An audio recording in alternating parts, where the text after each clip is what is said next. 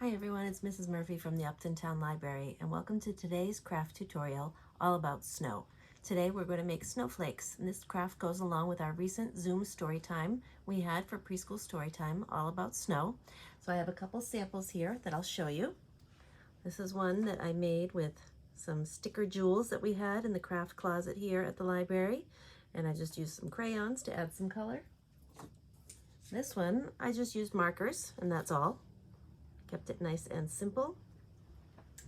And this one is my favorite because it has lots of glitter on it. You can see I used marker and some silver glitter, and it's really, really pretty. So for this craft, you'll need just lots of different supplies that you might have around the house and a piece of paper. So for these, I used thick craft paper, but you can use any kind of paper, or even cardboard would work well. If you don't have cardboard, maybe the back of a cereal box for the cardboard side of it, that would work well. But really this is a craft where you can just use what you have around the house and just be as creative as you can. You'll want to discuss things like symmetry with your kids, how snowflakes have 6 points on them, how the sides looks symmetrical, but really get as creative as you can. So I'm going to get my craft station set up and I'll show you what you need for today's craft. So these are the general materials you'll need to make our project today. You'll need some kind of paper. So I've just got 8.5 by 11 thick cardstock, which I've cut into strips. So if you have a paper cutter, you can do that. If you don't, you can always just use scissors and have your kids cut them. You could even draw lines on your paper with a ruler and let them cut out each strip. They don't need to be perfect, but certainly as straight as possible is best. Scissors. We've got school glue, liquid glue, we've got glitter, and we've got all the materials in our craft kit. So we'll be using some crayons and some markers, things like that. And I also have a plate here so that if we decide to use glitter, we can always just place our snowflake on the plate so glitter doesn't go anywhere. So that's how we have our materials today. So the first thing you'll do is you'll need 3 strips of your paper, because a snowflake has 6 points, and we're going to take 3 of these and glue them together to make our 6 points. So I'm going to need a glue stick. Let me see. Oh, I think it's deep in my kit here.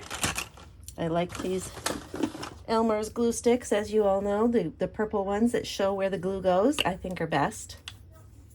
So we're going to take our glue stick and just put a dot of glue in the middle of one strip. Now, when you're making these, you don't want to just make a plus. You want to kind of make a tilted X. Because then we'll put our next dab of glue on top of that for our last one. And that will give us the spread out look of the 6 points of our snowflake.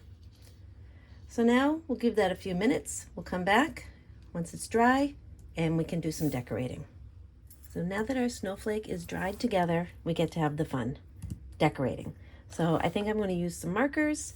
We'll add some glitter or some sequins and just decorate it any way we like. So as we're doing our snowflake, we want to make sure that each side is symmetrical to the other. So this is a great chance for families to go over left and right with your kids, top and bottom, talk about how snowflakes have symmetry. They have 6 points, so we want to make sure whatever we do on one side of the snowflake, we do on the other. So I think I'm just going to do some simple marker art. So we'll do this. These will all be the same. If you want to get really, really perfect, you can count the number of dashes, but I'm not going to do that. And we'll put some dots in. Really anything goes here. So let's do that.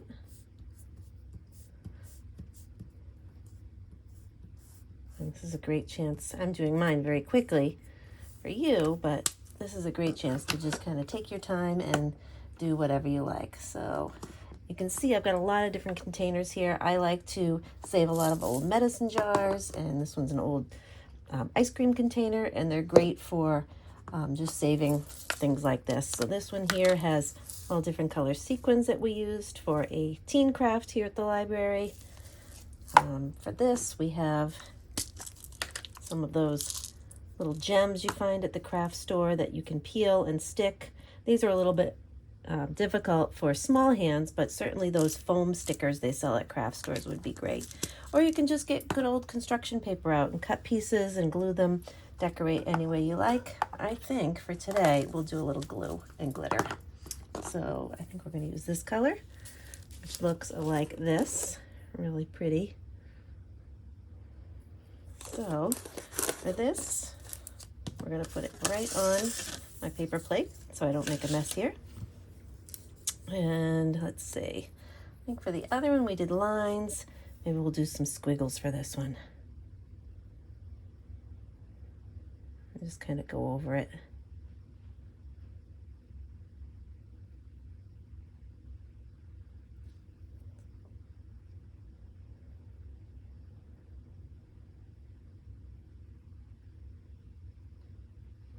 This will look really beautiful when it's dry. So if you don't have a space for your kids to have arts and crafts at home, certainly it's something you might want to consider. Here at the library, we keep a craft closet with all sorts of things. Even my home here, where I live, I keep arts and craft supplies for my kids, and I always did as they were getting older. And even as they're older, they still need things like glue sticks and scissors and paper, even though some are in college. So they're just great materials to have around the house, either in a special drawer, a special box. The container right here I have, I got at the dollar store, and I just filled it up with all sorts of things. And then once our glitter is on, we can shake off the remainder, and that'll be good to save for another time. Oh goodness, it covered up most of my artwork. Well, I guess lesson learned, but it came out really nice. And maybe once this is dry, we'll put some more marker back in. So let's let that dry and we'll come back to it. So even though my glitter covered up my marker, I decided, you know what, mistakes happen and we have to move forward. So I've started using my marker just to kind of add some decorations here. Drawing different shapes. I did some circles, some hearts. I'm doing some triangles here. And that's going to be it. So this is a simple craft to do at home, just using what you might have around the house. If you have a chance to get supplies at a craft store, that's always great. But as always, most crafts you can do with whatever you have around the house. So here's my symmetrical winter snowflake. Pretty beautiful. Happy winter.